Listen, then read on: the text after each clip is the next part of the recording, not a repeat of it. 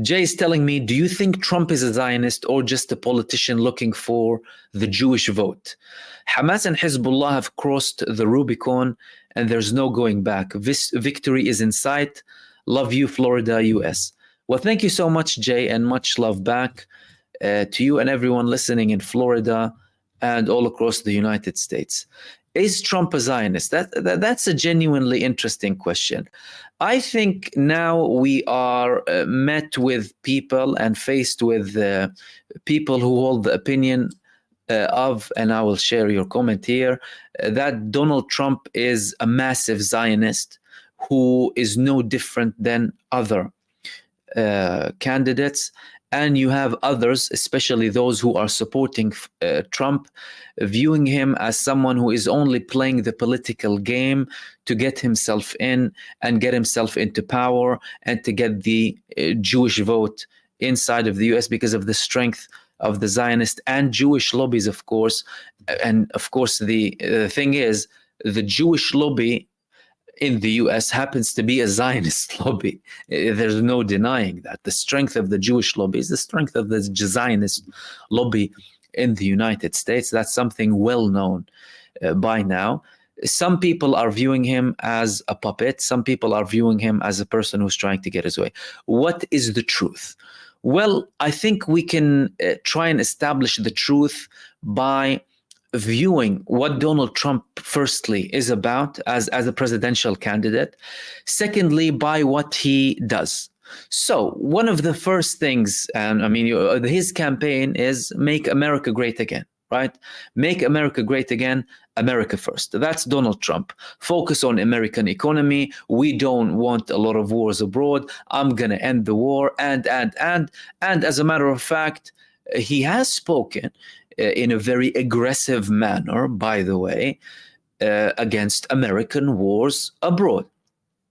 Now, if we take that approach, okay, and the spending of money on foreign aid, okay, and again, we have comments on him criticizing the spending of money against Israel. However, if you have this man being supported by that lobby, then that lobby has a big hold on him. Meaning, well, I'm not going to give you 100 or 200 million for no reason. I mean, if we think that, we would be naive. So if I have someone, let's say, well, I'm not taking an example, but an individual X is running for presidency, and there is this organization willing to give him $100 or $200 million for what? For his hair. They need something in return. And when you're talking about the Zionist lobby in the United States, that is of course linked with the state of Israel. They would want certain economic benefits and assurances to do with their economic power and the continuation of their power in the United States and influence, and also the state of Israel. And we saw him implementing certain things when it comes to that previously. Now, he recognized the sovereignty of Israel on the Golan Heights. He moved the U.S. Embassy to Jerusalem. He had a proposal that was called the deal of the century. But the question is, who was it in favor of? And what did the Palestinian side think of it? Well, neither the Palestinian Authority, that is considered to be very tied with Israel, nor the Palestinian resistance viewed it in any positive way when it comes to Donald Trump. So we can't establish the notion that Donald Trump is a person who is viewing both sides as equal. He is favoring the Israeli side. Of course, we can hear that from his tone as well. Like Donald Trump, when he is talking about the war, he criticizes the Palestinian resistance, of course. He is still having a very harmful and dangerous tone against the Palestinian rights and Palestinian supporting groups that is labeled as pro-Palestinian, but really and truly, I mean, even the term pro-Palestinian is can be deceiving in many cases. You're talking about people who are pro-human rights, primarily and anti-genocide. That's what it is. It's not about picking a football club or a hockey team that you want to support here. You're talking about people with support for human rights and anti-genocide and barbarism. And we all know from many of his statements what he is about. Is this a game? Well, if it is the game, it's still serving Israel. Unless I see something that I can say, well, Donald Trump did that just to get in power, and then he would play things differently. Well, he was in power for 4 years. We haven't seen anything for the benefit of the Palestinian people. Maybe it could be due to Donald Trump, firstly, having extremely dangerous, hate-filled, racist people around him, and people who are warmongers initially, like John Bolton, right? And then other extremely radical figures.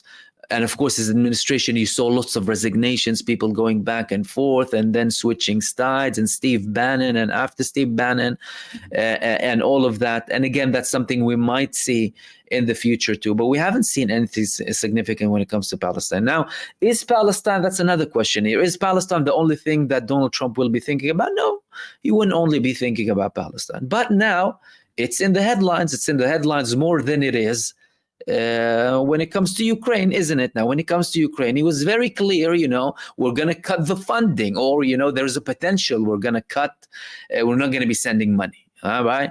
And we'll end the war. And he's friends with Zelensky. Why are you not having the same approach when it comes to Israel and saying it clearly? Again, because you're tied.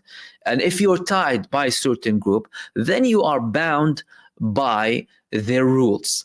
Now, we can't say that is definite and is a definite parameter to judge Donald Trump if he comes to power, right?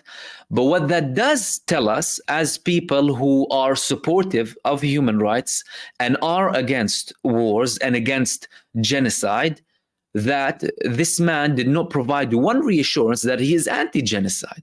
He's downplaying it to the maximum extent. He is still delegitimizing the Palestinian side. He is going out against the Palestinian side in any possibility, in any chance that he has, really. Although his supporters, or at least some of his supporters, really do care about the Palestinian cause. In many cases, we saw rallies of Trump where people were chanting Genocide Joe. Why would they call him Genocide Joe and not something else? It's because they have a problem against the genocide that Joe Biden is supporting. Well, if you have a fan base that is vocal enough to a level where they criticize genocide in your rallies, then why are you not representing that will of the people who support you that much? And why should we expect something else from you when you come to power?